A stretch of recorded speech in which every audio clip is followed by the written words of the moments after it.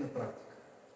Информация буквално преди 2 часа от колеги, които са сериозни железопътни превозвачи, че преминаването на нивата от порядъка на една седмица, това говорим от България, за да влезе в Република Сърбия, представете се една седмица. На какво се дължи?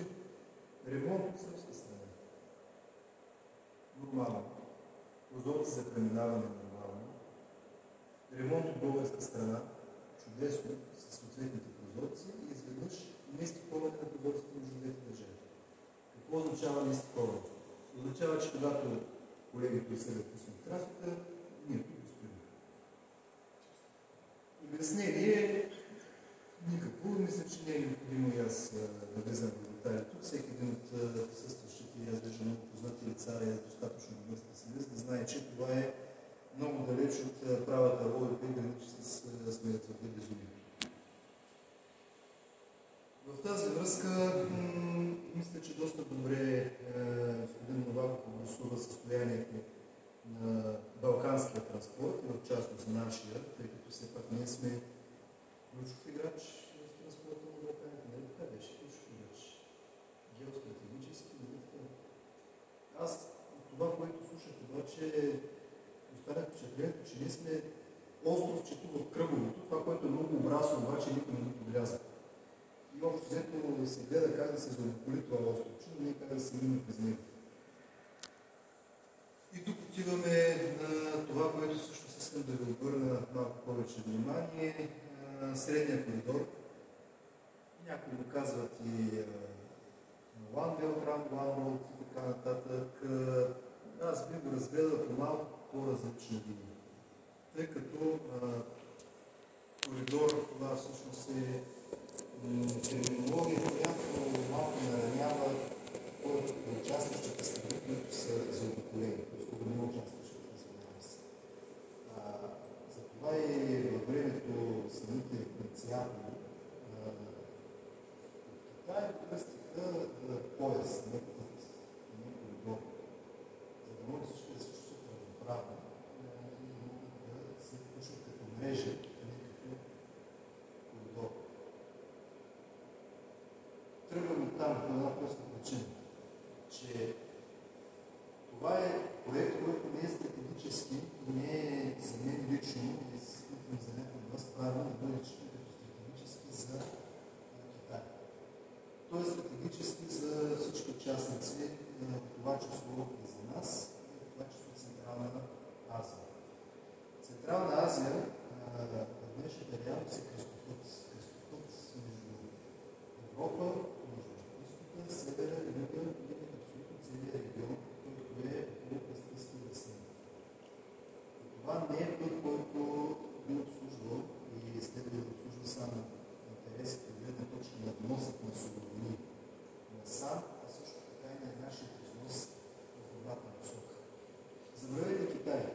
Китай са крайна начална, както казваме, крайна начална гарта на железопътния транспорт. Но по пътя има още много други икономики. Дори един елементарен пример, една икономика като Казахстан, която е достатъчно близка до нашата като начин на водене на бизнес и е деветата по големина страна в света, когато на всички ресурси на нередната таблица, би могла да ни бъде много полезна от ресурсна гледна точка.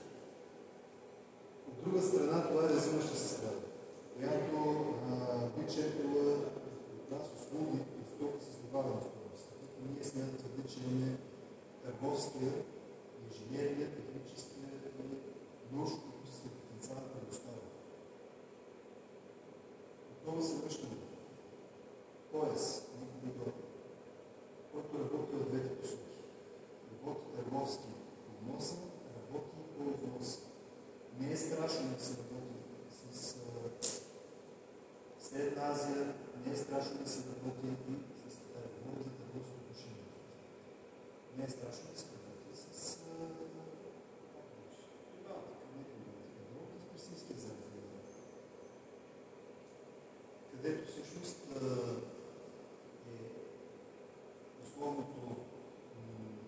основният хъб на стоки от Пакистан, от Индия. Индия е ремонт, която първо ще нараства като дял от търговските капацитет. Какво ни трябва, за да се случва всичко това? Да излезе малко от икономиката и да отидем на практиката. Трябва ни инфраструктура. Пристанища. Имаме. Работи се във Варна, знаете, че се работи в Бургас за увеличаване на капацитетите. Реално тези капацитети, които имаме към днешна дата, ние не използваме на 100%. Но дори да ги натоварим, къде отиваме? Нашата железопътна инфраструктура към днешна дата не може да поеме допълнителен обем. Ние не можем да поемем реално допълнителен обем, дай Боже, когато приключи цялата сага, която се разиграва в Украйна, свързана с увеличение трафик на възстановяването. Кой ще бъде основен източник на суровина на това? Пристанищата и нашата южна съседка. Къде трябва да бъде цялата тази стока? През България. И през, съответно, нашия северен съсед Румъния. Ключово е действително разбирането, че ние имаме сериозен проблем в нашата транспортна свързаност, от гледна точка на нашите трансгранични капацитети. И проблемът не е за първи път, може би, при нас изцяло, да кажа, че при нас е по-малката част.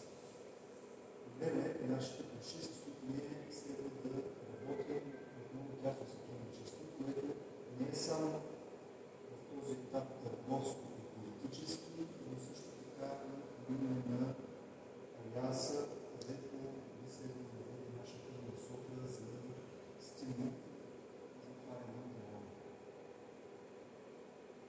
С това мисля, че би следва да затворя темата. Ако има някакви въпроси или нещо, което желаете да обсъдим няколко минути.